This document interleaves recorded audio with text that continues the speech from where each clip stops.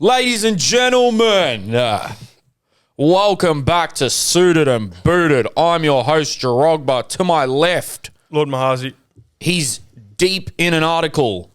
Researching For you guys. something different for once, eh? Yeah, you little researcher. Yeah. You little reverend. Fucking gonna be lecturing soon. To my right, Number 10. Merry Christmas, everyone. Merry Christmas. You filthy animals. You filthy animals. And Happy New Year as well for those that celebrate New Year's. Not for those that celebrate Christmas, but for those that celebrate Yeah. New Year's. That doesn't make For sense. those who celebrate Boxing Day as well, have fun. All the boxers out there. Guys, we weren't going to let you down over Christmas. Come on. Is this Christmas Day? Well, this could be Christmas Day when you're listening to it. Oh, that's good for people. No yeah. one's going to listen on that day. Bullshit. But yeah, Rash, they might be so fucking sick of their families. I reckon that it's a great little outlet They on duck Christmas off into Day. the lounge room and they're like, oh, just watch some booties. Imagine having a siesta after the big meal. It's Suited and Booted and then just... Yeah, that's true. And listen- Maybe they have one of the tradie radios Yeah. just out the back in the barbecue. The with them. Makita. Yeah. And then Blue one. Then the nan comes in and goes, who's that swearing in the background? Yeah. This is Your for own you. rooms. This is for you, Nan. Cunt! He's just ruined the Christmas. He's just ruined the I'm the Christmas. Grinch. Let's get straight into it, man. Gab's away, huh? He's on video right now. Gav is somewhere in the region of Asia. I don't know exactly where right now. I think he might have been in Bali, but now he's going somewhere else. This guy should just probably live in Asia at this point. When I got here, I was told, do we need to address to Gavin about his posting behaviours? Oh, you're going to bring that up? Yeah, wow. Oh, you've gone there? Well, we're here now. Oh, wow. We're here now. Go elaborate, bro. You open the door. Yeah, you open the door. You open that hole. He was nude in dogs. On story. Yeah, so we need to ask the Suited and Booted fans, do we think that's appropriate? And is it allowed? You guys let Going us know. forward. If you follow Gavin and you've seen what we're talking about, let us know if it's allowed. If you've seen it, you know what we're talking about. Yeah, if if you you've have any idea of you're not sure, then you just didn't see it. You're having nightmares if you've seen it. 'Cause when Jerome showed me, I went, ah! Is that on his close friends? He goes, no. Yeah. Even North saw. Oh, you've got a mic today? I do. Yeah, Bro, North so mic many up, people, man, North so too. many people were saying, give Nora a mic. Bro. Just for his... Oh, thank you Yeah. to the listeners. Yeah, again. Just for his protection, I'm going to say it was on his partner's He story. still reshared it Right. though, bro. Oh, he reshared it? He still reshared it. He did. That's how I I saw was it. trying to fight for him. Yeah, me too. No, you can't. I would have waved that flag as well, but I saw it off his. No, Gavin would have been like, oi, tag me. Because he does that. He always asks to be tagged and shit. Oi, tag me. It's only because it's him it makes me laugh. Otherwise, I would be heavily concerned about the individual. Yeah. But Which is why we asked the Suited and Booted fans, because we know it's sort of part of His the whole allure of Gavin. yeah, it's an Yeah. allure, Is that he's right? wild. It was straight Pino Clean position. I was going to say, the Pino Clean was involved. Straight Pino Cleans. Oh, Don't know if God. Wait, how's your life going, bro? You're living it up, bro. Hey, I'm trying to live it up. I'm on a holiday, but I'm like 10 minutes from home. So I'm house sitting. Can we pause? I'm getting an important call. Yeah. All right. So, like I said, we want to get straight into the biggest talking point of the weekend, we feel anyway, is the issues that went down with the Northern Terrace at the Melbourne Derby. We're going to try to piece together for you guys what exactly happened from our different sources. We've had just normal NT members. We've had people connected to the club speak to us. And we're going to try to give you guys as best of a rundown as we can to what happened. Because I've heard a few different stories, but from the source that we've just spoken to, it's probably the most legit source. So basically, Christmas Derby between Victory and City is one of the biggest fixtures of the year. 24,000. 24,000. It was to be fair, it felt like a bit of the old days in terms of, you know, the attendance, and even watching on TV, it was a very intense affair. Both teams played well. was a bit of a battle out there. The intensity was coming back from the old days. But there was obviously issues within the crowd that left a stain on what could have been a great game. So from our understanding, and again, this is from our sources, so it's not us saying this.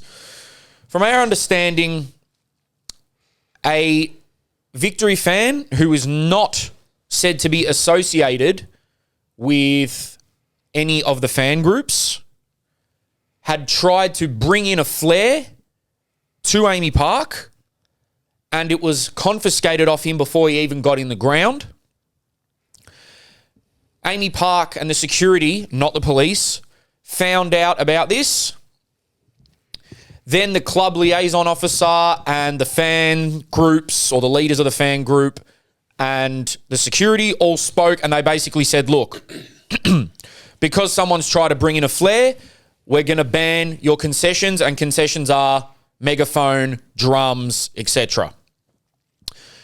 So they were going back and forth for a bit, and the security and the stadium was saying, nah, we're not giving you back your stuff. This is your punishment. One of your fans has tried to bring in a flare, so you're not going to get your megaphone or your drums or whatever in the biggest derby of the season, arguably Victory and City's biggest game when it comes to the fans and everything it means, the Christmas derby. So I think for the first 10 minutes or so, there was back and forth between the fan groups and the security, and they couldn't work it out. And look, when you've got 3,000 people in the terrace and you've got no megaphone, no drum, it's literally impossible. You can't keep people on beat when you're chanting. You can't give instructions. You can't move as a unit. You can't sing as a unit. It's impossible. So they've basically fucked over the Northern Terrace with taking away the key things. It's one thing to say no flares. Okay, that's been a thing. Apparently a flare hasn't been ripped in 2 years in the terrace, according to our source. But drums, megaphones, harmless things that keep the unity of the terrace together and keep them singing and keep the atmosphere of the fucking game alive has been taken away. So it's literally impossible. So again, to our understanding, a few of the leaders of the groups had decided we can't do this. We're going to walk off, and about 100 people or so apparently joined them. That is the crux of the story. Also, I just want to add that a Melbourne City fan group have put up a statement as well saying, like the North Terrace tonight, Southside Melbourne was barred from accessing all concessions, except for one megaphone. This was due to flares being lit during the march to the stadium. By them? Yeah. So Melbourne City fans had ripped a flare, according to this, on the march to the stadium, but they were still allowed their megaphone. And Victory fans had a flare confiscated outside the ground, wasn't even ripped, and had nothing. So I found that to be quite weird. Melbourne City have done nothing but support our efforts for active support, and the club has nothing to do with this issue. So the concessions really are the key to making sure these active areas work. So both ends were crippled. I've got some DMs here from people writing into us. I mean, we'll go with the North Terrace Melbourne statement. Unworkable circumstances have forced the North Terrace leadership to leave the stadium. This is in solidarity with the 20-year values of our group and the essence of tonight's TIFOs. The denial of key concession items on the basis of collective punishment has led to this decision. Supporter groups will not be held hostage. Supporter materials are rights of football fans around the world and cannot be used as bargaining chips. This is damaging our game, the league, and the club. This is not an issue with Victory or its management. So it's got nothing to do with the club. I got another message here saying, before the game it was buzzing. The TIFO, good chance. And then the game started and everyone was like, where's the drum? So they tried a few chants and everyone was confused. The NT leaders spoke to the security for a bit, then they spoke between themselves. The leader got on the megaphone and basically said they're not allowed a drum and they're going to boycott. So at the 10th minute, the leaders left and some others joined. Then at halftime, more people left. It was a strange moment as me and this doesn't make sense. It was a strange moment as I was very confused as to what happened. I spoke to a security at halftime and his words were, Vic Police and Amy Park have denied access for a drum and it's a long story. So he wasn't giving anything away. More messages here from fans. Terrace was pumping up until 5 minutes before the first half. Tifo was huge. Atmosphere was building.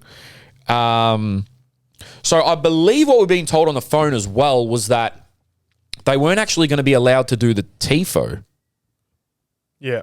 They weren't going to have access to do the Tifo. What's a Tifo? The Tifo is the banners and like the display. Right. And then they allowed them to do that, saying that they're going to get their drums and everything like that as well. Yes. Then once they got inside, they said, no, you're not actually getting them. So from my understanding, they lured them inside and then said, psych, Yeah. you're not getting shit. And yeah, for the record, this is Melbourne and Olympic Parks Trust. So these are the people that run Amy Park, Melbourne Rectangular Stadium, and some other stadiums around the city of Melbourne. So this is an organisation. So to be clear, it's actually not the police. And by the way, this is allegedly. Yeah. This is for a jury. All we've been told. From what we've been told. So it's not an issue with the club, and it's not an issue with the police, because the police are just hired by the Melbourne and Olympic Park Trust to enforce the rules that they are asking. So the security, same thing. They're just enforcing the rules that this Melbourne Olympic Park Trust So is would asking you for. be, by that, are you saying a rule here is that some random fucking kid dumb enough to take a flare in and get caught, who was no affiliation to the North Terrace, and then the ruling is a byproduct of that is that everyone else is fucked for the whole game? Look, was that a rule, or was that just like a heat of the moment type decision? I don't know if it was a rule, but I think in general, if they feel like someone in the North Terrace, so you can sit in the North Terrace and not be a part of any of the core groups or the leadership. Yeah. Like you can just be a fan that just wants to go sit in the active area. Yeah. That's probably who it was. It was probably just a one-off kid. Because the groups are saying, hold on, that's not us. And look, I believe them because they're not dumb enough to be like, are we going to fuck the whole shit when we're the leaders and we're the main groups? We're not going to do that to ourselves. Mm-hmm. So I do believe them when they say it was a random sort of rogue kid that's brought one in. And I don't know if it's a rule, but they're probably like, don't care. They're Northern Terrace. You're all one and the same to us. You're all active Victory fans. If someone breaks the law, you all cop it. I think this all sort of comes down to the fact that these guys, whoever run this stadium, actually don't really want football in their stadium. Like, they don't really care for football. Yeah, They 100%. actually don't really like football. They know it's not really a moneymaker for them. They want Melbourne Storm there. They like these other teams. And Victory City, they're not that valuable to them, ultimately. So they just try to deter this kind of behaviour, I guess. Well, they could be. This is why it's actually extreme. quite handy and obviously so hard to do, but very handy to own your own stadium. Oh, yeah. But Like, then, do you know what I mean? Even in that case, like, I fully agree with Jake, but then Western can't afford the security or they don't think they can contain large active groups. So Victory can't even play at Western's ground because they feel like How they does can't that contain make them. sense, though? It's crazy. It's a 5,000 seat stadium. Yeah, like, it's it's crazy. got to be the easiest stadium to contain. Yeah. Do you know what I mean? Like, because you it's- can see everyone easier. Look, I'm not going to say what happened here because I don't want to, this is us fully backing the Terrace because I think it's good that, to be honest, like, I would never really be for fans walking out on their team playing, but in this instance, like, if you don't, you're acknowledging that that's okay. Well, I probably wouldn't have even heard of it if it... Yeah, so If they like didn't for do that. the perspective that they walked out was like, good on them. raised awareness. Yeah, like exactly. You Yeah. got to make change. You got to, or to affect change. You got to make change. Look, you know? we had a few DMs. Again, I'm keeping them anonymous, obviously, but a lot of people were saying, look, a lot of the fans were annoyed because we felt like you can't walk out on a derby. But to be fair, bro, if I'm going to be real, I get where people are coming from saying that, but if you want to make a statement, you do it at a derby.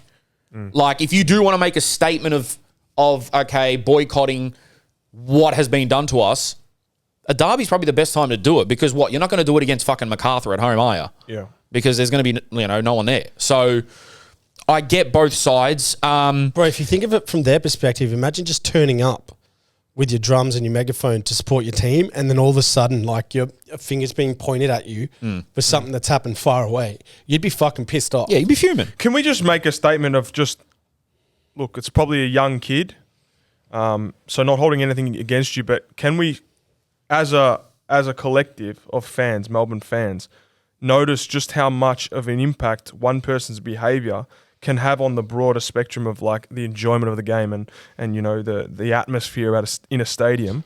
Now, obviously, the reason for all this happening is the people that made the rule and the decision to collectively punish people, which I don't agree with at all. But also the other side is, let's just like you got to play ball. Play ball. Like we said the other time, it's very simple. Obviously, flares aren't allowed. Let's not do flares. Very simple. Everyone, no flares. Well, flares no haven't been done for what? I assume flares. since the Glover incident? Until it's allowed and it's spoken about and we're like, okay, yes, safe smoke, let's do that, fine. And everyone's on the same page and you get the club gives you the go-ahead, the stadium gives you the go-ahead, the cops, it's all good, okay, then mad, because flares are the best for the game. I love it. But while you're not allowed to do it, stop doing it. Simple as that. I'm going to be, again, agree 100% with Rash. I am for flares. I think they're awesome. But at the same time, if that's the ruling they're going with, then unfortunately, there's nothing that no fan groups can do. They'll keep playing the games. I don't care if there's boycotts or whatever. Yeah. They'll just keep playing the games. So if we do want the atmosphere to be rocking, unfortunately, we're going to have to follow that one simple rule of no flares. But an atmosphere can still be amazing without flares. Yeah. But we've just got to be vigilant with following. I know people think, fuck it, I'll be rebellious. You know, we'll get out there, we'll rip a flare, I'll hide, no one will know. Man, they're watching. Even some DM here says, MSS were watching us like hawks for 90 minutes. The atmosphere was killed until the second half where a few chants were slowly starting to build. The goal and Bruno coming on got us fired up. I think that's piss poor, man. Because the flare one, right? I don't know, but my guess would be if we played ball with them for long enough that they may allow some element of safe smoke. And I don't know what that is. Maybe it's backed by the club. If the club's doing it with some legal way that they're doing it, you know, they do the fireworks or something like that. Maybe. I don't know how, but they're going to go, the more we rebel and do little tiny things like that, I think the harder they're going to go with the rulings and, of course, and you know, I don't reckon they will ever. Look, you could be right. You could be right. Well, legally, I'm fucking on your side. I hope they do that, but they're out to get people.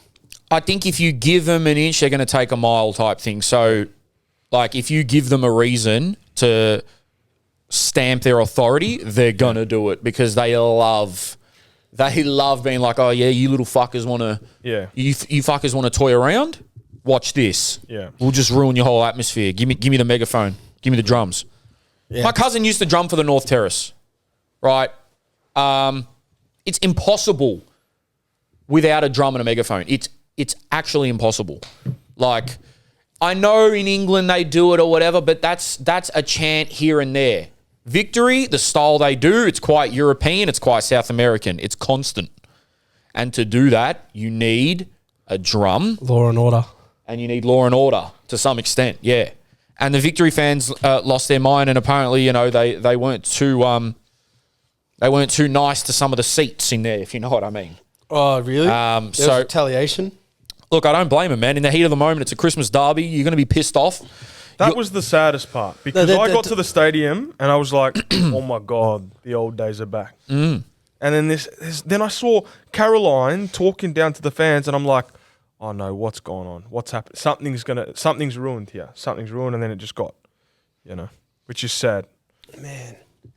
It's just constant, bro. It's constant Yeah. at the minute.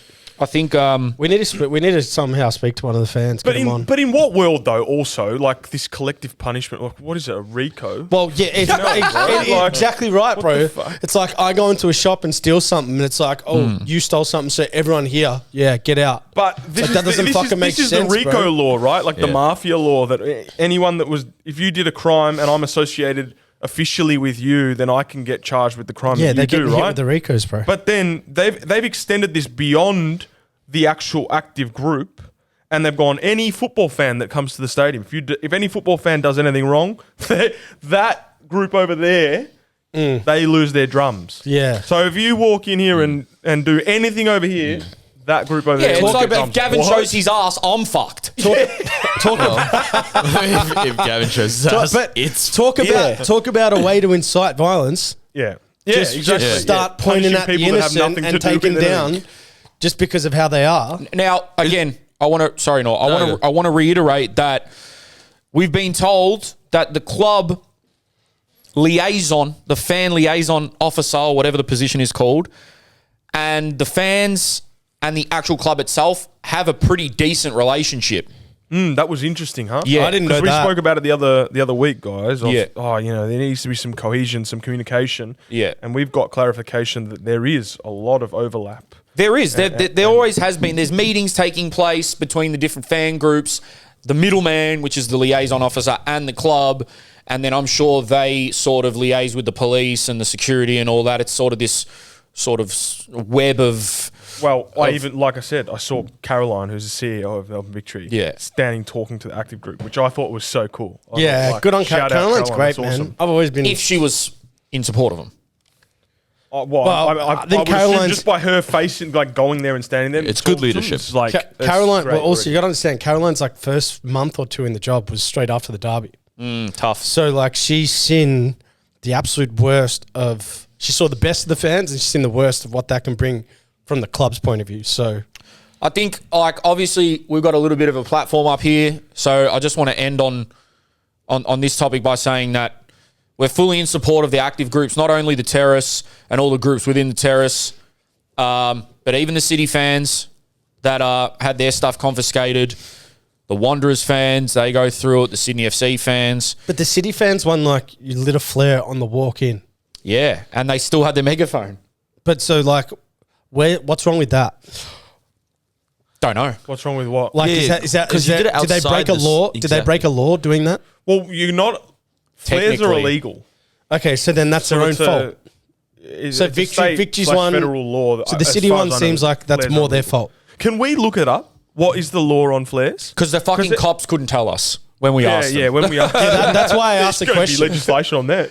Yeah, But I assume- we're asking you what it is. I assume both fan groups know the law, For sure, yeah. whether it's black or white, you know? But, You bro, would there assume might be so. some outliers that just think, I've seen flares at the soccer before. Yeah. Let me try and rip one. But what a shit, like, imagine if you know it's illegal and you set it on the walk there. Look, it gets tricky because even going back to Unite round, Then I can't give you as much sympathy. well, even going back to Unite round when they said you can't even do a march, let alone no flares. Yeah, that's Like- that's where I'm all for the fans with that. So look, bro, it's just killing. It's just killing it, man. Like I watched. It came up on Instagram today. Barisha versus Perth in the final. I was like, I haven't seen the Suncorp look like this in fucking 10 years, bro, it was I could draw this. I could draw the patterns in the stadium. Yeah.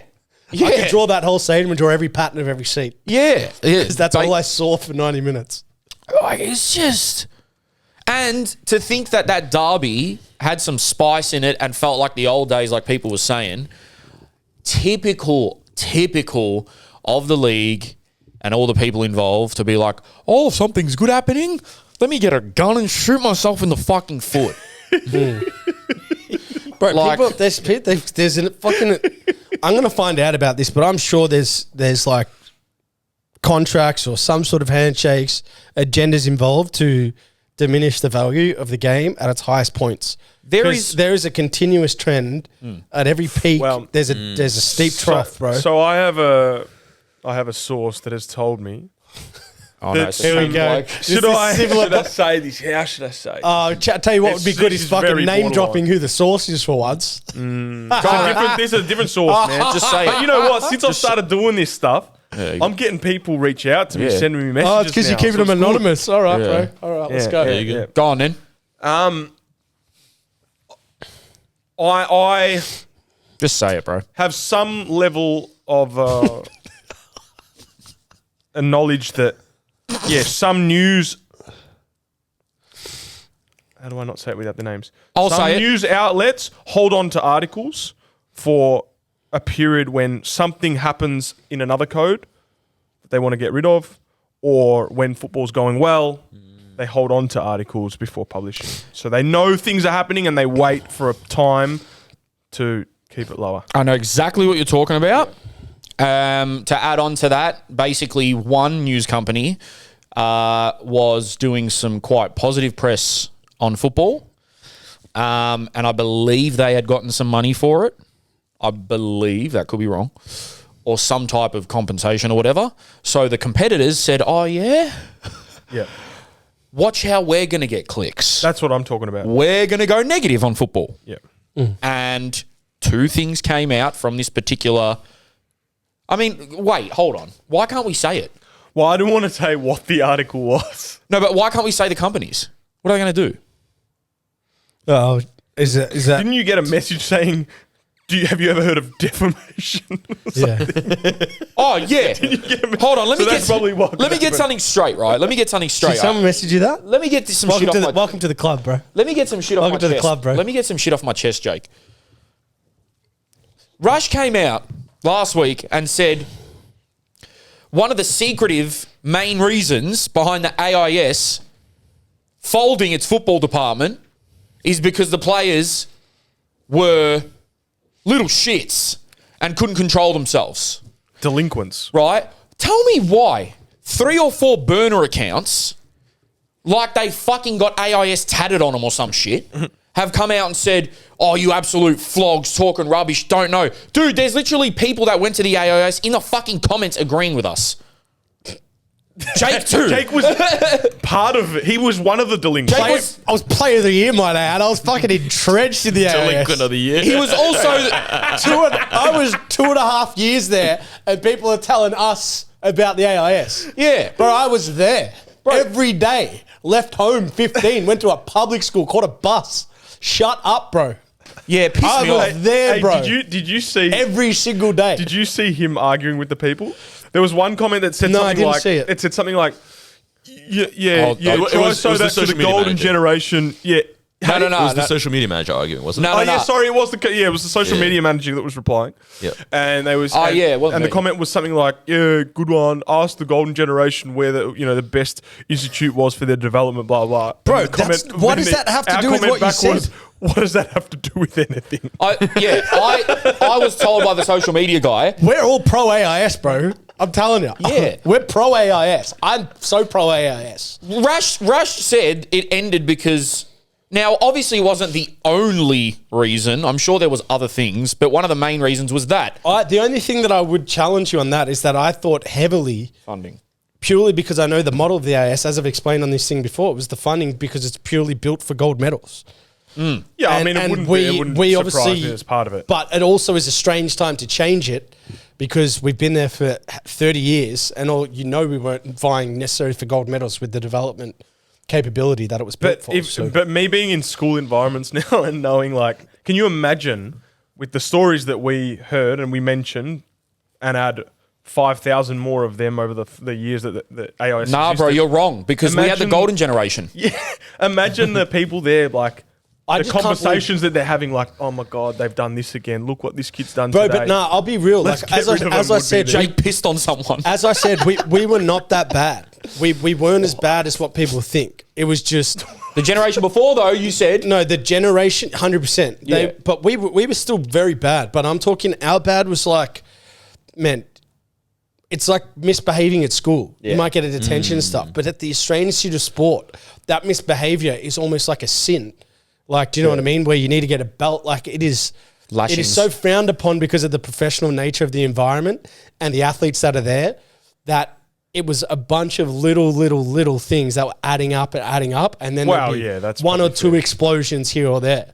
That's probably But fair. I mean, if any normal human being that assesses 14 to 16-year-olds in an enclosed environment with that much strict discipline, it would make sense. It's going to happen, dude. They're not. And going. mind you, whilst that was going on, 90% of the AIS athletes that I was there with got a professional contract. So the business was being done on the field as well. So you it's- guys are speaking rubbish. What's that, Janet? Jake Parker-Dace ripped a flare in his bedroom. What's that? Jake ripped a fart. someone let off fireworks once. Who was it? I think they're legal in Canberra, bro. Who was it? Straight up, can we fact check that? Can we snitch? No, I'd never snitch on my brothers. Wait, hold on. Sorry, do we have Statute of the limitations. thing on the flares? Straight up, bro. I'm pretty sure. I've got a feeling. Like, Yeah, so all you Fireworks are burner legal in accounts, Canberra. why don't you be a man and say it with your chest on your real but account? I don't understand. Like, what are they condemning us for? Like, we're not having a go at this situation. I know, I know. We were shut just up. laughing about how funny it is. If anything, we're having a go at Jake. And the people that went there. Bro, I had a few of the AIS athletes reach out, like, just knowing, you know. Nah, bro, but yous wouldn't know, even though yous went there. Yeah, yous wouldn't have a clue. Nah, but some burner account with 7 followers on Instagram. It makes me think that some people they just see the clips, they don't watch the podcast. Bro, they're obtuse. It's not even that. They actually don't understand what we're saying. Yeah. Yeah. So that's what a lot of the time, the Dyslexia. criticism that I get in my comments, people have misunderstood what I've said. Bro, it's And they're always arguing the point that I'm actually making. that. Always that. They're agreeing. Man, we're pro football, bro. That's Wait, like pro football. Well, the Bring golden, the AIS back, man. the golden generation will say something different. Like we didn't shut down What? the AIS. You know what I mean? We didn't make teams go to academies. Bro, we were getting didn't- called didn't- fucking floggers. we didn't do any of that, bro. Oh, guys, by the way, I've got some. If Jerome was running the AIS, he would be like, "Hey, player, where'd you get them fireworks from, mate?" flare ruling. Flare rules. So the flares are generally illegal to possess or use in Victoria unless you have valid reasons, such as marine or emergency use. They are classified as dangerous goods under Victorian law. Misusing flares, such as at public events or protests, can lead to fines or legal consequences. That's all the cop had to tell us, but obviously he didn't do his fucking cop test. Bro, in everyone's defense, that's little flair and maybe not exactly known that. As we said when we were in Sydney, Richie asked about 7 or 8 cops when we walked outside the ground, "Hey man, a flare's illegal. Hey man, a flare's illegal. Hey policewoman, a flare's illegal." 2 said yes, 3 didn't know, and like 2 was like, that. Why are you asking? He was trying. Are you trying to get smart, mate? No, I'm asking you if you know about your fucking job. As you're doing this, like I see Western City Wanderers players running in between bushes because they got to get an Uber home. Like, what the fuck's going on here? G'day, mate. Yeah, no to flares So here. I wonder what the grey area on that is. I wonder if it's a club and the person has a license. Can you then? Well, because like fireworks think- are legal, yeah. legal for a club to light in their own stadium. What if it's a beachside stadium and technically Just you're came off my boat. Just Build came a off my cardboard boat. boat. Yeah. They're going under. Amy Park's not far from St Kilda. Nah, but like somewhere like Gosford, right on the water. So you could just drive your boat into the stadium and rip a flare. You play the Mariners and light a flare. Why'd you light that? Oh, mate, we'll sink it, mate. Mate, we're at We'll sea. sink it against the Mariners, mate. They're mariners. Yeah, exactly. Oh, bro. Hey, man, I honestly feel for some of the Victory fans for what you guys are going through. I feel like the A-League 100% needs Melbourne Victory, Melbourne City as well, like those fan bases to be in full flight.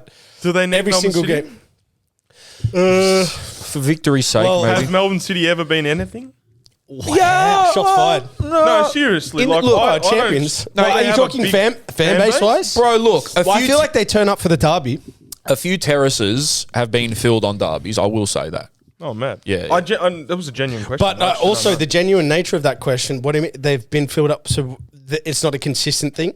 I wouldn't say so. like, would we say it's one of the strong fan bases in the league? Absolutely not in my eyes. But I don't go to Melbourne City games because But they don't have actives anymore.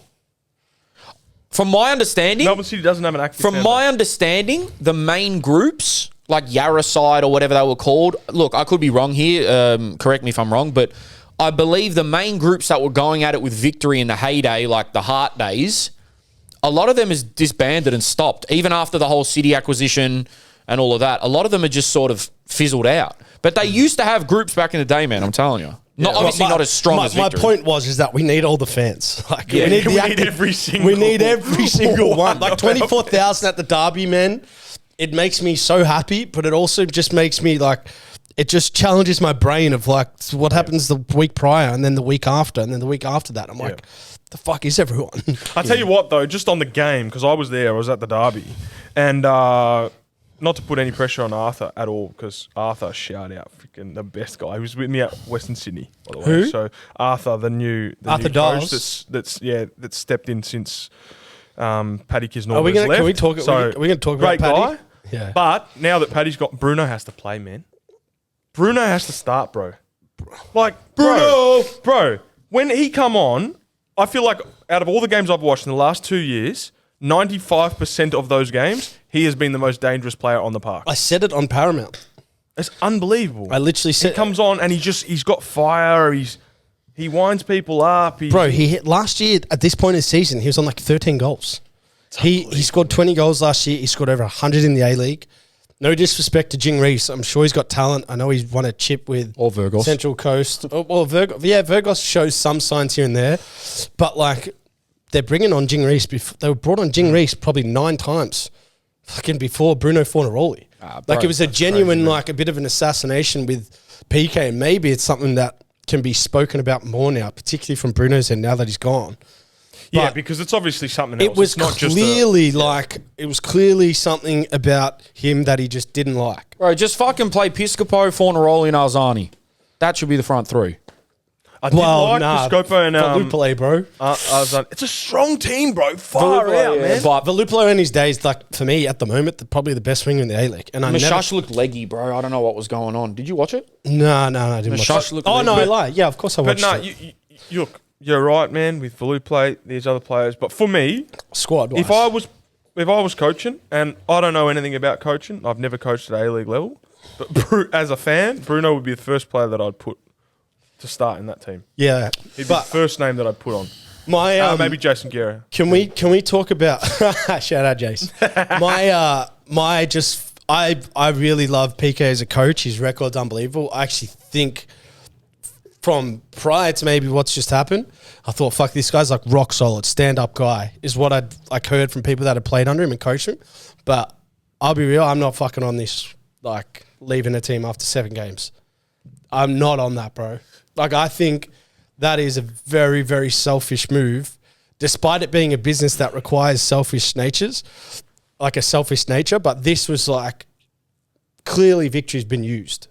Do we know what happened? So I don't know the 100% like of where he's gone, but what I do know is that one day he walked into the club. Football director is not in office. Football director's gone interstate, like on a vacation almost. This is how unaware the club was. He's come in, spoken to the head hunters of the club saying, I want out. I want to leave. They've gone, what the fuck? So then they've had to call the football director and say, hey, this is happening. We need you to come back. From what I've been told, it's potentially the City Group kind of aligning with another club or like in the States or also a Japanese club. But it's also looking like it could be an assistant role. What? Yes, I've heard that. I've heard that. So, I've heard that. but the timing is like 3, 4, 5 days from the derby. So it just seems like, bro, like It's a horrible leadership decision. Like just as like regardless of it's more money. It Yeah. might be, but it's like It's at some selfish. point like if you sign up for it and you're asking your players to pledge and do what and then you bounce. I guess there's constantly the two ends of the spectrum, right? Is like competitiveness and integrity.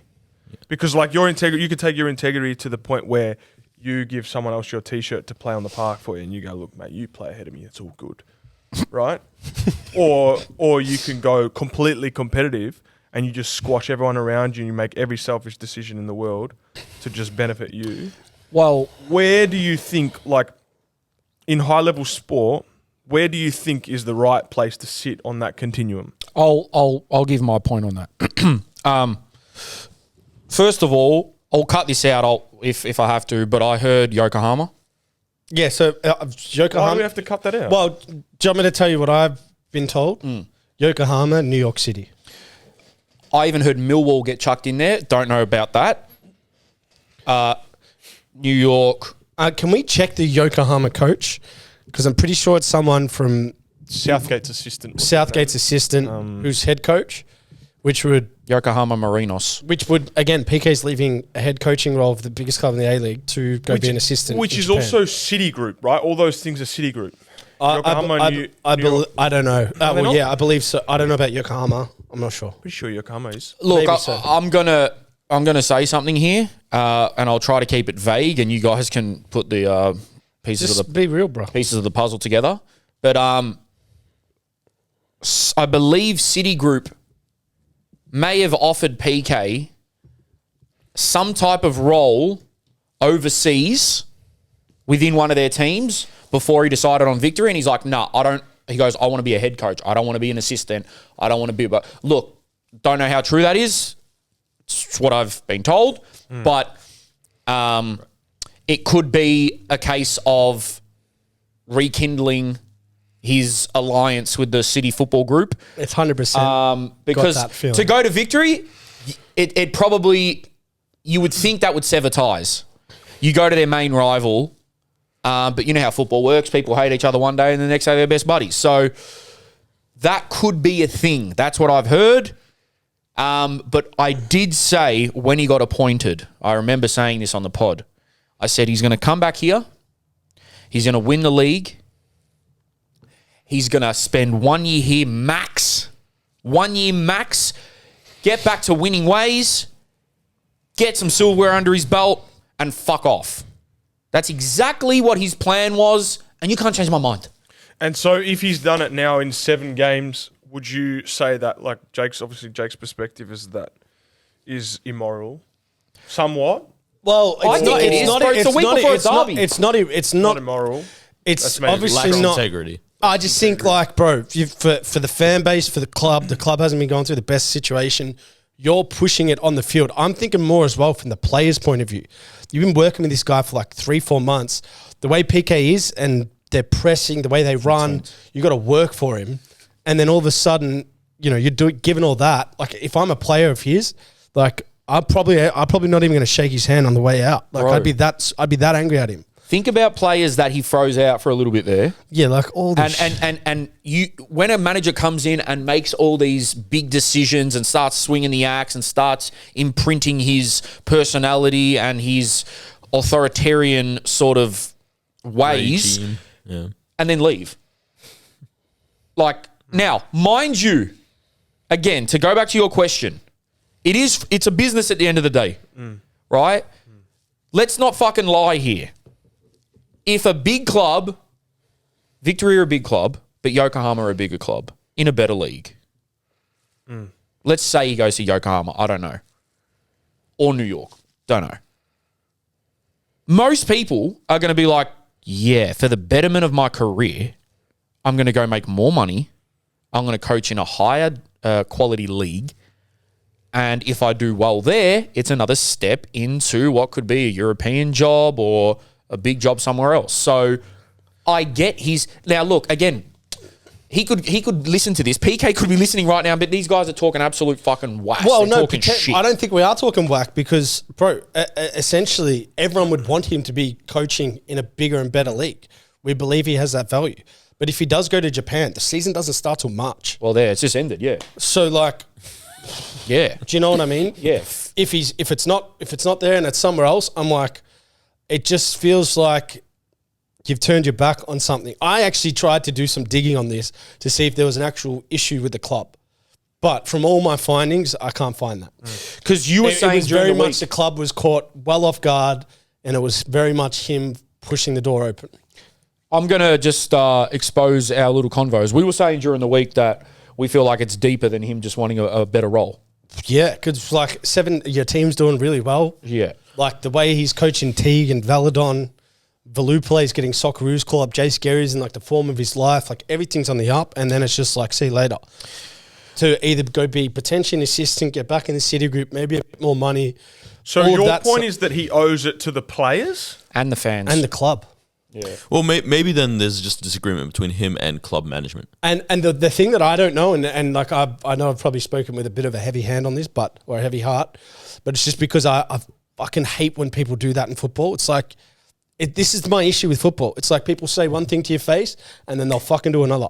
Do you know what I mean? It's my biggest issue in the game. And I think it's this thing that I'm saying about integrity and competitiveness. Like competitiveness, like we talked about the other week and in the documentary, if anyone has not seen it, go watch COPA 90. We'll touch on that. Once in a lifetime Argentina. Once in a lifetime Argentina. Go watch it. And they explain this thing about being cunning, right? And almost, we talked about managing a football game is maybe a synonym for cheating. It is. And lines get blurred, right, in high-level sport and high-level competition because there's an element of cheating that's rewarded or being a snake that's rewarded. That's been your words, not mine.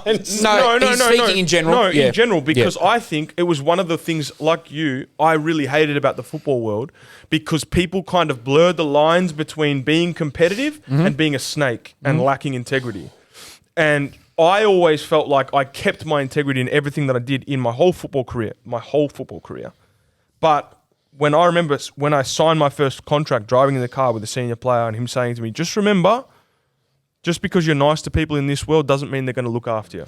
Yeah. Any- And I've never forgot that. Any high performance, high intensity, high stakes career, it's the exact same shit. Music industry, TV and film, law, finance, football. Once there's a lot of money basketball. involved, it's When going to there's a lot happen. of money. I just wherever think, there's money. think if you, and look, the only thing that could be the gap filler here is that day one of preseason, 6 weeks of preseason, round one, PK's like, guys, I'll fight for you, I'll die for you, like he's done, like he's protected him in the media, like he's kept a blank face. But he said, look, I am going to be honest, I've come back as like a springboard to go back over. Unless he's done that, like, bro, he's 100% really hurt a club and shown a lack of cares given for a club Jake, in a time of need. I fully agree with you, and I get your point. But then, wouldn't you want to do that at least after 6 months or something, not 7 games? That's the other thing that's But then we strange. talked about it last week or 2 weeks ago with Fahid. If he was doing poorly, the club's not going to go, he's been a good guy to us. We'll keep him around. We'll look after him. No, they would have got rid of him. But if they could have, they would have got rid of him straight away. But 100%. But he knows they can't. Yeah, I don't know. It's just my view. This is where this line gets blurred. The way he left City to go to League One in France, Wow. I was for. Yeah. Because I was like, man, that's a massive club. What more can he have done for City? Like, they've won, they've performed at a high level. He deserves to go. In this instance, it's very much like, I've come back, I've just got a better opportunity, I'm going to go. And I feel like at some point, if you're giving your word to a club and players, you've got to stick it out to an extent where at least the season, you know what I mean? Or you set them up where they're... I think there's some element, just still on capitalism, there's some element, I think, of being competitive, to play the long game with being competitive, that if you show that you lack integrity, even though short term you might get a jump or spike, Sugar hit. maybe now at Yokohama they go, oh, fuck. They're going to go, oh, he left after 7 games. What's he going to do to us? Or another club might look at that and go, oh, he went there and left after 7 games. You do that to us as well. So there's some consequence to... I just feel like doing there's that got as to well. be more to it, man. So There that's must be. my thing. We don't know anything about Like, I feel like None of that is true. I feel like I'm commenting on the surface of what I know, but I have tried to do some digging, and the feedback that I've got has come from people within the club. Yeah. Oh. But at the same time, I haven't heard PK's side. Yeah, and I think So- I need and- a caveat. I have no idea on the integrity of PK at all. I actually haven't. Or what I do know if I've is that spoken to the him before. people in the positions of power, some of them were not even at the club that day. Some were on vacation. We are speaking to wrap on that PK, I guess, situation. We are speaking as fans at the end of the day. Yeah, And that is very much a victory fan coming out. yeah, we're all victory fans, and I think again we are going off what we've heard from club insiders, from fans, from the media, and even just our perspective on how things look from the outside. But Bro, I was PK's biggest fan, man. yeah, but we have to say, bro, he could cut if he will never, but if he had the chance to come on here and say his side of the thing, side of the story, then he could say, hold on, everyone's got it wrong. They failed to mention this, and this. This was in the contract. I said this when I joined. I told them prior. I gave them a heads up. This. There could be so many little components that we don't know about and we'll never know about. I know, yeah. I agree. Well, the reason why I have this sort of doubt that there's got to be more to it is because I actually think PK is like he's. I always thought he's whatever he said is the way he is. Straight shooter. Yeah, straight shooter, stand up guy. I still part of me believes that, but this just like very strange considering like the way the team's going, the way they've been performing, and also for him like it was a bit of a bounce back job after like the overseas that sort of didn't go to plan. But then, okay, let me put you in that situation, right? Let's say you're at Adelaide United and they've just given you your debut, you've played 7 games, you're doing really well, an offer comes up to leave. Different as a player. Why? Because this coach is just... System doesn't rely on you as a player. Like they've given you the opportunity. They've helped you. The coach has helped you. They said, look, we've got a plan for you the next 2 years. Build this team around you. I'm going to do this for you. They make all these sacrifices for you, and then you get an offer. I don't think as a player I'd be able to leave after 7 games. Transfer windows though. What's that good? Like, what do you mean? The transfer window's open. So you got an offer. Can we? No, but I'm saying I feel like a coach can leave whenever. So can we just maybe like these are the things that we don't know that either PK's turned up and said I want to clause in my contract, I can leave whenever I want. Yep. Which if Victor agreed to that was very dumb because that's just telling you he's going to leave. If right, maybe not.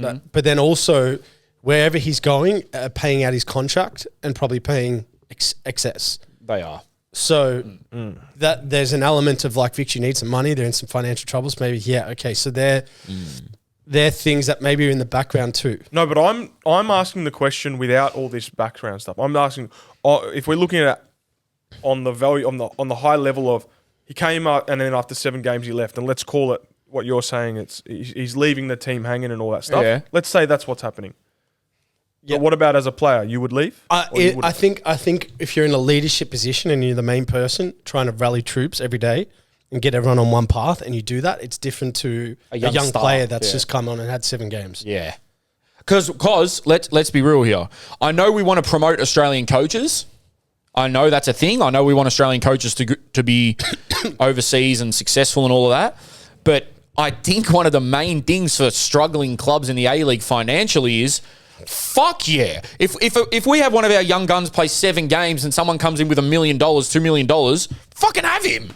Like, no, we're not. Okay, yeah, but what about if we look at it from the perspective... Sorry, I know we're going kind of around in circles, but let's say that PK knows that by staying, he's going to have a not as good career, and by leaving, his career is going to be better. Hold on, but if he wins the league, how does that look bad? So you're talking about a strategic decision that later is maybe more beneficial. I'm saying objectively, we know that his career is going to be better if he goes and worse if he stays. But do you think I still owes it to the club to stay? But is it going to be better? I'm not talking about a strategic decision. I'm talking about I'm talking about loyalty, because loyalty is knowing maybe that it's going to be worse for me, but I'm still going to be loyal. No, I don't disagree with what you're saying. His big move failed the first time. I would say the integral thing to do would have been to put out a very forward statement. Yes. Explaining there was no explanation. I understand, man, fucking how this looks. I love this club, but this is honestly, and whether people agree with it or not, they'll respect it. But silence is going to leave all these thoughts and discussions absolutely. that we don't know, and we could be wrong, but that's not our fault. But in saying that, again, I agree with everything Jake's saying. I'm just being devil's advocate. That could inflame tensions more. Could it? Well, Maybe. It could, because it like people turn around and say, I don't want your fucking PR written fucking statement. I don't give a fuck about your PR fucking. People do that with fans and They coaches prefer all the time. silence. Not that they prefer silence. I'm not saying what they But prefer. people are naturally just gonna talk, like regardless They're- what excuse he would regardless, say, yes. what statement he puts out, that's gonna be the response.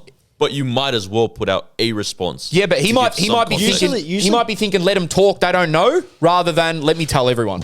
I don't know. Man. I don't know. But let's not go on I don't know, circles. man. PK, when I interview him, he scares me as well. So I Yeah, he's scary. Hey, PK, you right decision. Good luck, man. bro. Good luck, bro. Should have left after 4 games. luck, bro. Hey, you know what? You should have left after the Why'd first. you wait? Why'd you wait? As soon as Arzani and Fornaroli Hey, pissed you get off, out of there as quick as you got here, mate. Yeah. Get on.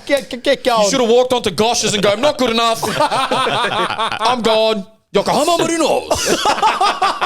Assistant. Yeah, assistant. Shout out PK, man. You're the best coach ever. I honestly think his ceiling is so big is in coaching as well. That's what upsets me. Yeah. His record in the A-League is got to be as good as anyone's ever. Before we get into amateur agents, I do want to give a very, very special shout out to my good friend Ali Menjum and COPA 90. Me, Rashid, Gav, and No, I didn't. Fahid and Shah from TX. Was it the best thing ever? Like the documentary? I'll give wow. a breakdown. I'll give a breakdown. So, we went to PFC Vintage in Hallam. Can I just say, before Jerome gives a breakdown, I've had people say to me this week, are you getting paid to promote this documentary? Because of how much I'm talking about it. Oh, really? Oh, it's that Yeah, good. it's brilliant, bro. It's brilliant. It's absolutely brilliant. Is it brilliant because you freaking lived in Argentina? I think and- obviously there's an element of that makes it more... But, Jerome, you're the best too. Beautiful, You're but- unbiased. Yeah. Look, maybe I'm not because Ali's my mate. Look, PFC Vintage, shout out Paul, shout out the crew down there. Brilliant store. Finally, we have something in the southeast. I'm sick of fucking going to the weird suburbs. It's in Hallam. Go check it out. They've got all your vintage needs there. The set out's amazing. They've got amazing artwork on the walls and stuff. They got retro boots, jerseys, everything. Shout out PFC. They hosted a very intimate event, invite only, and it was one of the world premieres. So there was Montreal, London, Sydney, Melbourne, and New York, I think. Correct me if I'm wrong. COPA 90, arguably the biggest football content hub in the world. They've produced some of the best footballing documentaries of all time, in my opinion. And right at the heart of all of those is my good friend, Ali Menjum. He's a fucking maniac. Let me just start by saying that. The guy doesn't sleep. The first time I met him, he got off a flight from London and still decided to meet me at Ultra Football at 5 a.m. so we could have a chat or whatever. And he nearly passed out on the table, but he was listening to what I was saying, I think. You were up at 5 a.m. Get some sleep. I was a World Cup. Damn. I was a World Cup, Spain Get versus some Germany. sleep, brother. Get some sleep. This guy is a madman. He's the most passionate football person I've ever come across in my entire life. The game genuinely means more to him than most people I know. And he's been telling me about this for years, basically ever since he went. A little backstory for those who don't know. Ali decided to blow, well, not blow because it worked out, but spend Pause. an entire budget on banking on Argentina winning the World Cup. He flew to Buenos Aires in the quarterfinals. He had a gut feeling that it was going to be this magical fairy tale moment, and he captured the feeling in Buenos Aires and other towns in Argentina all the way to the success of the final. And not only does this talk about the football and the World Cup, it starts with the history of Argentina. Wow. It starts with what it means to be Argentinian. Wow. It talks about Argentinian myths and culture, the gauchos, and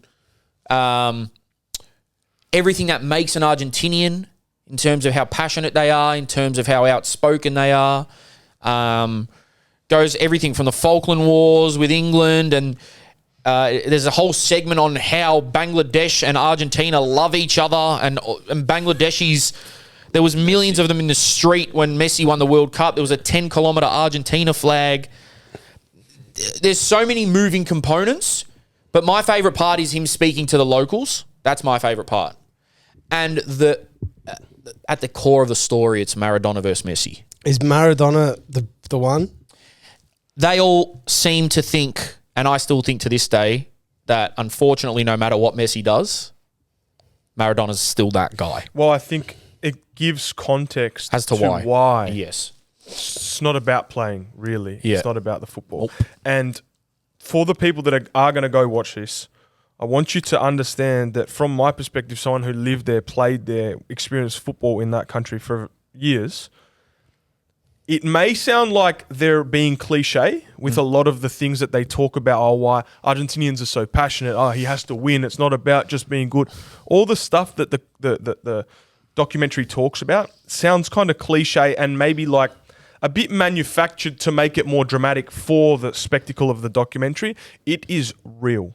Every single thing that they talk about in that documentary, which I won't give away now because it's better to just watch it and hear it, but it is very evident in the way people actually are on the ground there. It's like unbelievable. Yeah, look, I've never been. I don't know, but I've seen Ali's documentaries before, especially around the Boca and River game and how much football means to people in Argentina. Shout out Gav, though. He did absolutely brilliantly. So how it worked was I introduced basically what was going to happen and like some housekeeping rules and stuff as a host. And then we watched 2 episodes.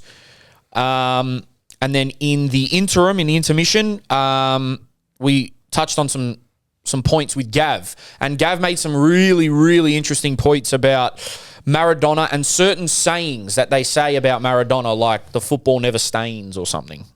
About how no matter if you cheat or if you do this or whatever, like ball don't lie, basically.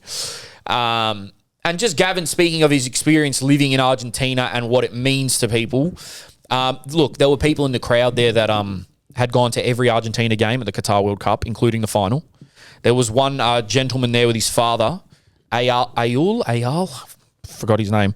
But he spoke on the mic about what it was like, especially his feelings after the Saudi Arabia game, what was going through his head, getting tickets to every game, damn near impossible, including the final.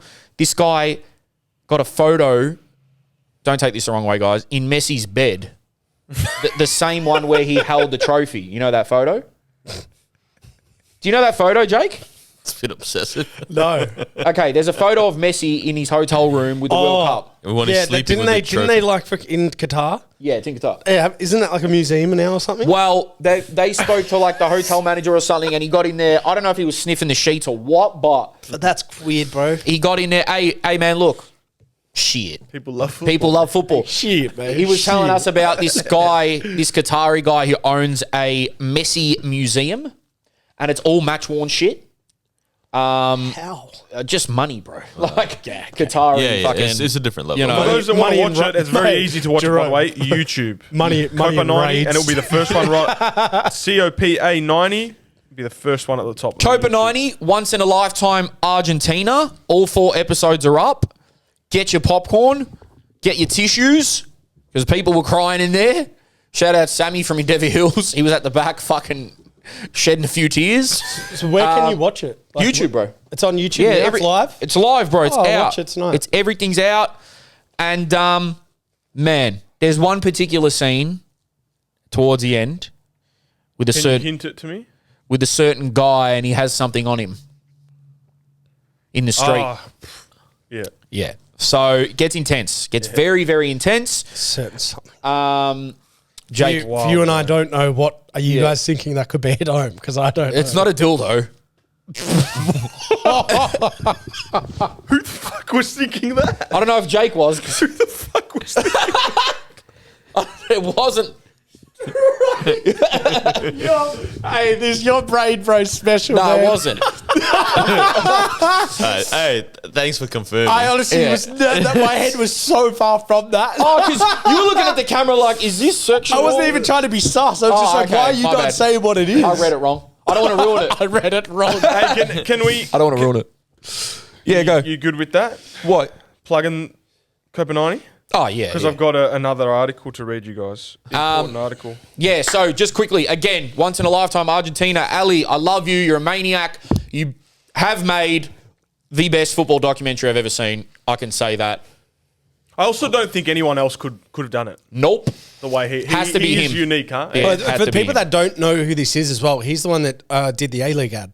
He did the A-League ad? 20-year anniversary A-League ad that captured. Do you know all how the he got his moments. job? That's the first one of his I've watched, and now I understand why you say he's a maniac, and I understand that no one else could really do that, I don't think. We were hopeful to get a pod with him too, but We obviously will. He just couldn't get flights back. was- yeah, but were go check out his Derby days as well. And the last thing I'll say on that is, it's crazy how he got that job. As an 18-year-old, I believe, he won a competition. He's from Melbourne. Ali's from Melbourne, and he won a competition to go do some content for the 2014 World Cup.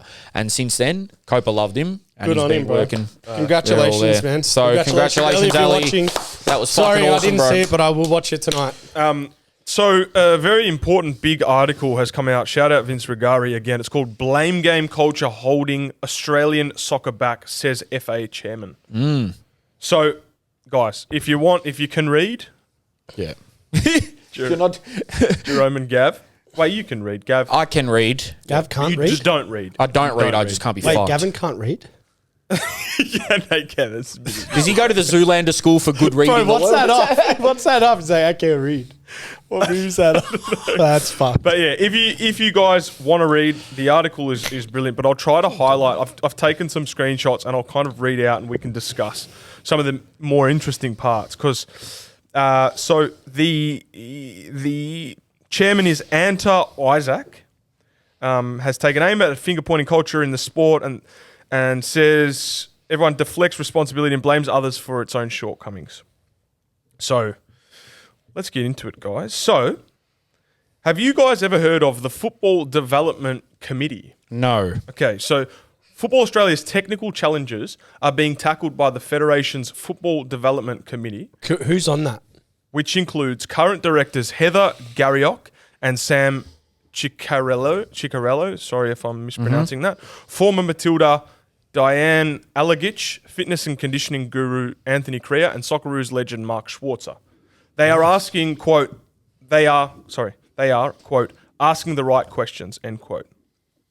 Now, Good people, hold on. man. Good people on that Listen committee. to this. Well, Yeah, bro. no, there's one that argued with us. No, I want. Yeah, you were arguing with him the other North day. Korea when he was commenting on our posts. Was that him? Good people over there, man. What was See, he? What was this he is why commenting? you leave it to the social What media was he manager. commenting? Fuck, what video was it on? Anyway, we'll get to it. I'll remember. I'll tell you. Hold on, this is so interesting, man. On the YouTube? I've lost it. Insta. Oh, have I argued with anyone on Insta? You remember. Sorry. 1 second, guys. Sorry, just bear with me. 1 second. While Rush is finding that, Yeah. I just want to give a quick shout out to the Melbourne City women's team. They are absolutely smashing shit up at the moment. And apparently, according to them, there's a lot of future Matildas at the club. They are absolutely killing it. And I just wanted to give them a little shout out. Keep an eye on them because I think they've just won 7 in a row or something. So Smashing shit up is good. smashing shit up, really. They are they're doing the thing, man. So shout out. They won it last year, man. Yep. They coached Dario, went to Brighton. Good team. Coach Dario went to Brighton. So make sure you keep an eye out on them because they're looking like they're going to win the whole thing. Don't take flares to their grounds. And don't take flares to women's football either. Okay, so we've got this year, FA launched new junior and academy programs in Northern Territory, South Australia, Western Australia and Victoria, co-piloted by the member federations in those states, a move that has triggered backlash from clubs at NPL and A-League level, which are unhappy about having to compete directly against them in local competitions. Hold on. It is not the only out-of-the-box idea being considered by the FDC. A revamp of the National Youth Championship, a key talent ID event held annually for under 15s, 16s boys and girls, is also on the cards.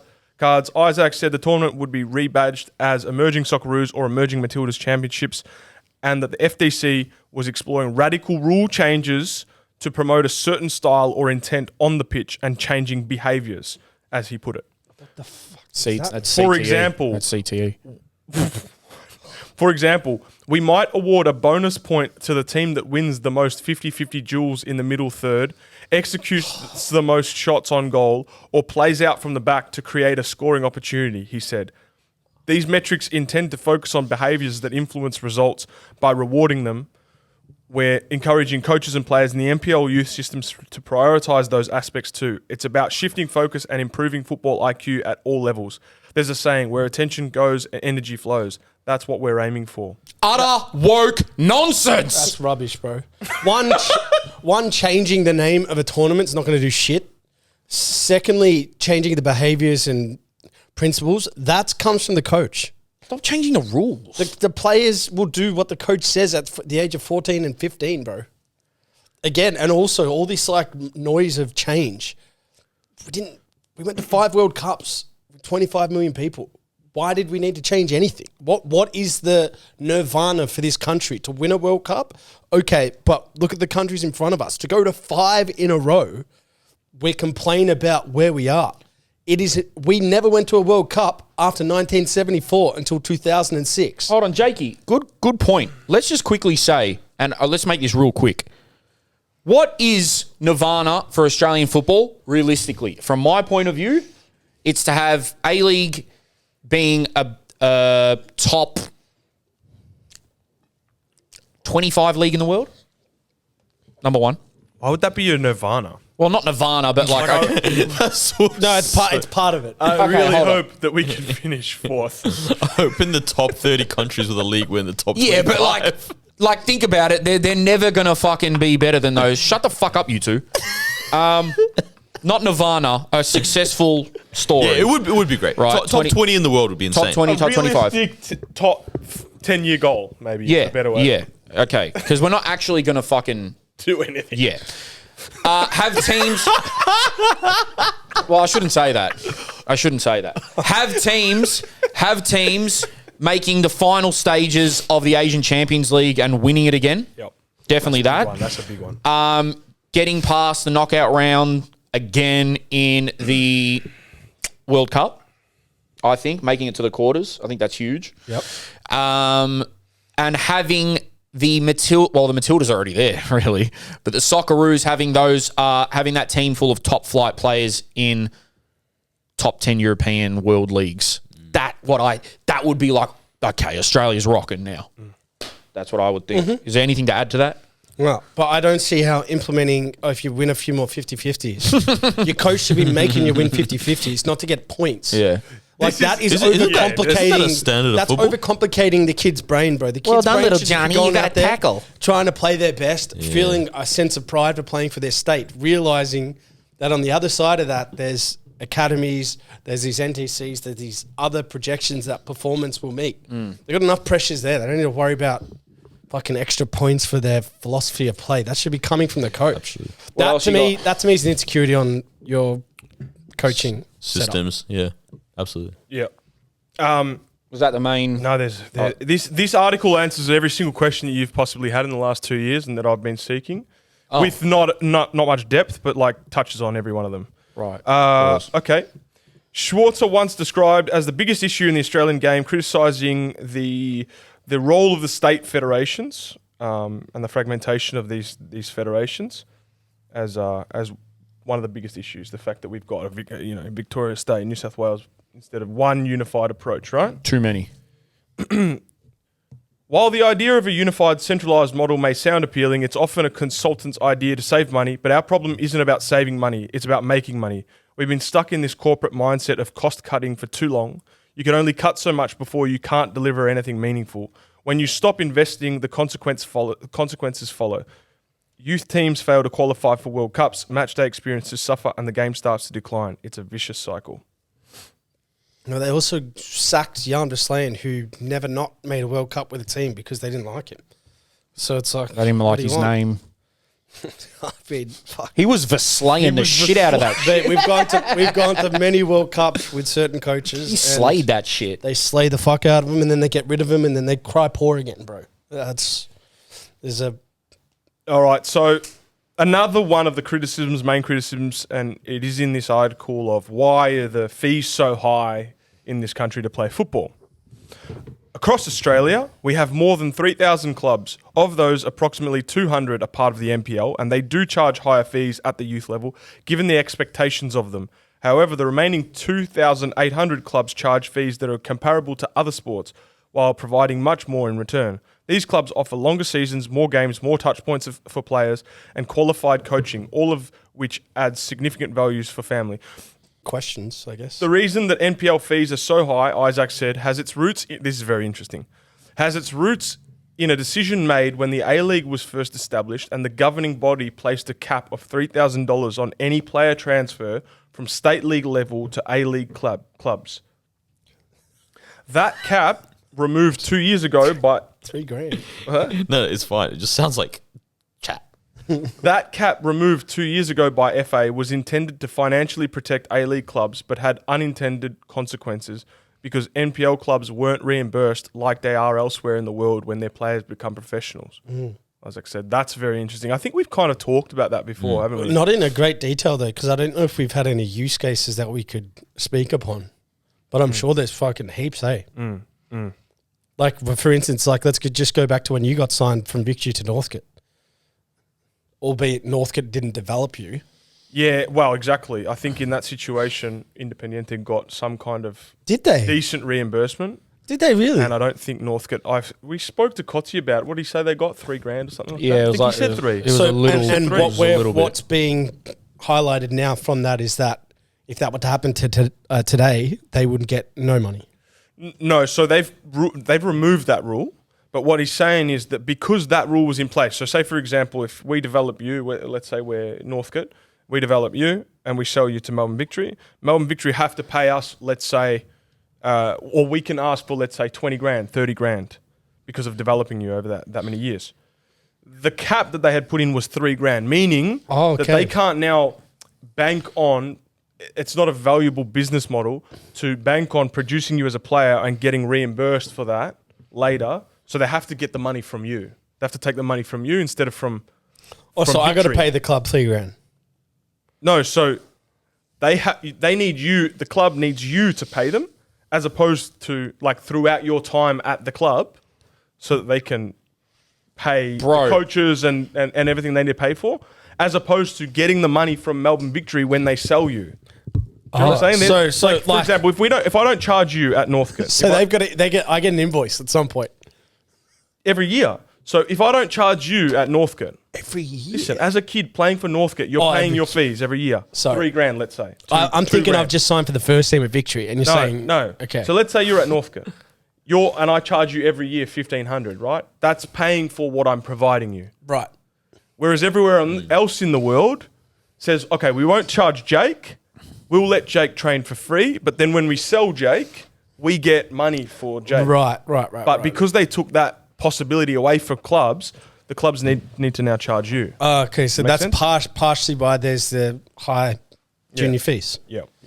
I reckon we blow everything up and start again. We'll have to bleep that out. Why? He means. Yeah, I know what you're saying, but I think the law would say that we can't. He said I'd worse, say mate. below Just He because said a in lot case worse, I in case think. something happens at some club. He said a lot worse. Wait, hold on. That's what you're after everything I've said. That's what you're holding on You to. already ruined Grandma's Christmas at the start of this Yeah. episode. No, I'm serious, bro. Anyway, I knew what you meant, Jerome. Last thing, hosting major tournaments. Earlier this year, Saudi Arabia was awarded hosting rights to the 2034 FIFA World Cup. They were unopposed, blah, blah, blah, blah, blah. But Isaac said FA was no less interested in bidding to host other FIFA tournaments because of the experience, and they may well go again for the 2038 World Cup, even though they are technically ineligible because of FIFA's rotation I'll be fucking policy. dead by then. They should have got 24. How are we ineligible? Because we had the women's? Something about like the rotation Bro, policy, honestly, I don't know man, exactly. I would love nothing more for the Men's World Cup to come here. It'd probably be great for our game, but it's just the more and more time's gone on since we had that bid where we were in the final three with Qatar and Russia. And all the corruption that came out about That people getting was- paid for votes, it's like it costs the government and taxpayers money so much to be. And our shit The World football Cup was ad. stained on that one. Yeah, the football has got some skid marks on it. Yeah, bro. So, I don't know. It's a tough. You know, I was in the Qatar bid that won that World Cup. You were bidding Oh, it. you were the issue. Why we didn't get it? They credit to TV ads. They went with the other campaign, but that's when I was living there. Bro, can we get footage of that? I've got newspaper articles still of it. How old were you? 10 is when I was playing academy, so they just collected kids. I was in the Australian bid. Yeah. I was at Parliament House. That kangaroo one. Yeah, that one was in bad. the ad, but we were like, I was at Parliament House with Kevin Rudd at the time, who started it before Julia Gillard came in. Kevin 07. It was the AIS, we were there, and me and Lucas Neal, we were with Kevin Rudd. Like while Kevin Rudd was doing a speech about how, because it was like, he's a current Socceroo captain and this is a future crop. So let me get this straight. Wow. He won it for Qatar. You lost it for us. Yeah, pretty much. What the fuck? I got paid so good as well. That's so what I will say, there was a genuine feel that Australia was going to get that. Yeah. We thought we had it, bro. Yeah, and then we realized that everyone's getting fucking corruption paid is crazy. under the table to swing votes. Very important last thing. I think we'll do. Well, you know what? We'll do amateur agents on the Instagram stories. Mm-hmm. I think we can do that. Too long? Yeah. I've got one more sort of very important story. Jake, is it pronounced DAZN? Daesh. No. You know that sporting company, DAZN? Oh, DAZN. DAZN, that's right. It's DAZN. Wait. Okay. No way. It's I've been saying DAZN. DAZN. Yeah, it's DAZN. So, DAZN has bought Foxtel for $3.4 billion. So that means NRL, AFL, and the cricket has all been sold to sports streaming platform DAZN. This could mean something for the A-League. Vince Regari's tweeted, DAZN buying Foxtel is good news for the APL, I think. Football at its core is a part of their global strategy. They previously explored buying Optus Sport. They won't throw stupid money at the A-League, but I'm sure they'll have a crack. Any competitive tension is a good thing here. Mm-hmm. That could change a lot of shit. Now, I don't know too much about it, but it's a massive deal, especially when the three biggest, or arguably the three biggest codes in this country are all now going to be under the same roof on DAZN. This article's too long and I can't be fucked reading it. But Peak journalism.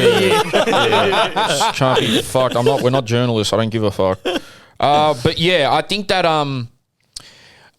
like Vince said, any pressure or little bidding wars over the A-League is good, in my opinion. Oh, yeah, 100%. Because it sort of creates, well, it's on the A-League to create the demand for it, but it does sort of, if the money goes up, maybe the production is better. It's like if there's no competition, the company can be like, oh, we're going to give you the lowest we can, and we're going to give you the worst production we can because we can. We got no competitors. Man, the TV rights is a huge revenue generator for the league. Well, to improve it. Apparently it'll merge with KO. It immediately makes it the largest player in the domestic sports streaming game. It also takes over Binge. Fuck, another platform, man. They got to sign. Yeah, I know. Fucking hell, bro. I thought KO was that platform. So KO is what? Is it still going to be? They're merging. So it's going to be with DAZN. Okay, so if you've got KO, you're safe. Basically. Some billionaire bought Foxtel as well the other day, so I don't know what that's going to mean for anything. Is it? Oh, is that DAZN? It must be this Russian dude. That's Dave. Yeah, that's Jake Barker DAZN. Oh, sugar. So I guess we'll see what happens. Obviously, there's a bunch of jargon in here that I can't be fucked understanding, but So we're not doing amateur agents. No, I think we'll do amateur agents on the story like we used to do type thing. Remember how someone would take control of the story? Is there anything else you guys wanted to touch on? Merry Christmas, lads. Yeah, Merry Christmas. For you guys, by the way, we're coming in just before Christmas to do this. So yeah, guys. Like, comment, subscribe for the love of God. Subscribe. Yeah, get some numbers up, man. If you guys. If your drunk uncle's pissing you off at Christmas, duck off into the living room, chuck suited on, man. We'll save you. Basically. Like, comment, subscribe, 5 stars. Or go back to the start and have it on full blast. Sorry, Granny. I'm the Grinch that ruined Christmas. So suited and booted, we out. Bye.